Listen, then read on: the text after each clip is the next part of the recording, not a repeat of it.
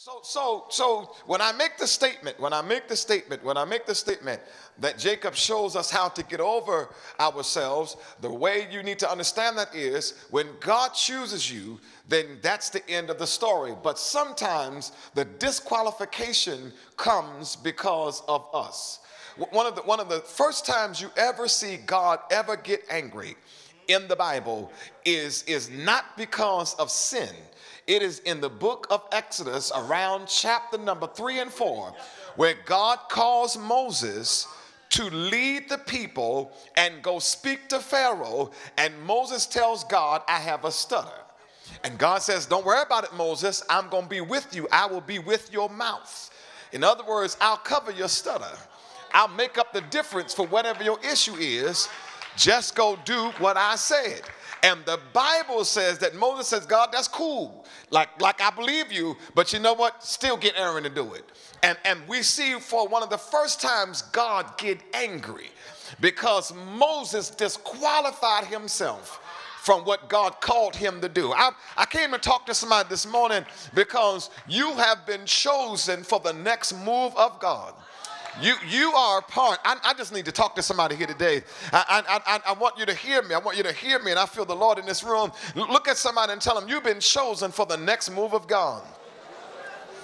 All right, some of y'all act like y'all want to say it. Listen, look at somebody. I don't care how old or how young you are. Look at them and tell them you have been chosen for the next move of God. You are a part of what God is about to do next. You are a part of what God is about to do in the earth.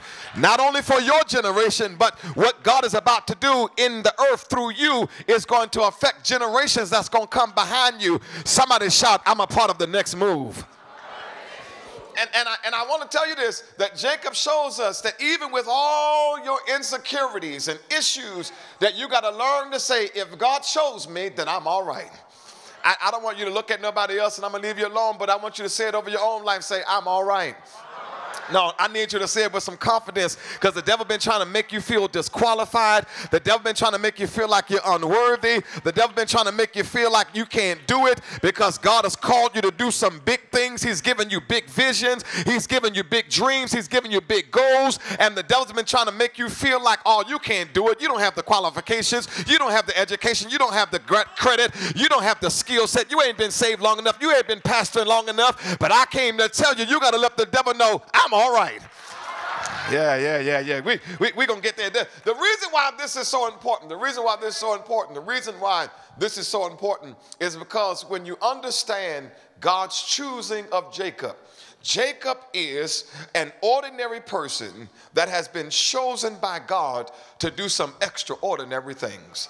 I want you to understand, even when we study the patriarchs of the Bible, while we highlight and we reverence them, the truth be told, they're nothing but ordinary people that God chose to do extraordinary things. They were just mere men, just like you and I are.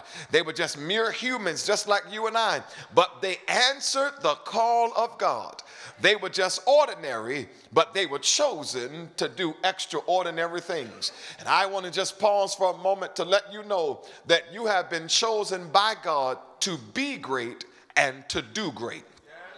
Let me say it one more time, and I'm hastening on here, but we have been chosen by God to do great and to be great. And I say be great first because you can't do what you haven't become. We a lot of times, see how quiet the church just got? A lot of times we try to do before we become. We try to execute before we go through process. We try to produce what we haven't gone through. Y'all done got quiet now. All right. Y'all notice I use this example, but there was a young man in Florida who was a teenager who was giving out prescriptions and he was doing the work of a doctor. But the problem was he was not a doctor. So he was actually illegally operating. And he got shut down and even got in trouble with the law because he was operating illegally because he had not become what he was trying trying to do. I'm trying to help y'all understand that in the kingdom, we got to stop operating illegally. We got to be, and then we can do. Listen, you don't have to try to do a son of God if you be a son of God.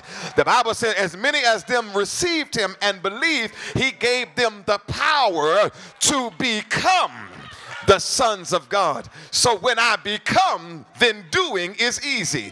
That's why sometimes church is so hard, because we try to do holy before we be holy. But if you be holy, then you can do holy. All right, I'm gonna move on. I feel it getting a little tense right there. And that's why people talk about it's so hard. It ain't hard. The problem is you haven't become first. But if you be, then you can always do. Am I making sense? That's why God never told us to do holy. He said, be just like I am. If you be it, then it's easy to do it. Jacob.